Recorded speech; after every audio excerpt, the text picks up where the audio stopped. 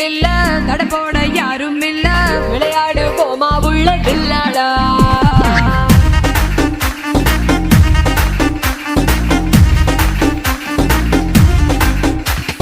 மைதானம் தேவையில்ல அம்பயரும் தேவையில்ல யாருக்கும் தோல்வி இல்ல வில்லாடா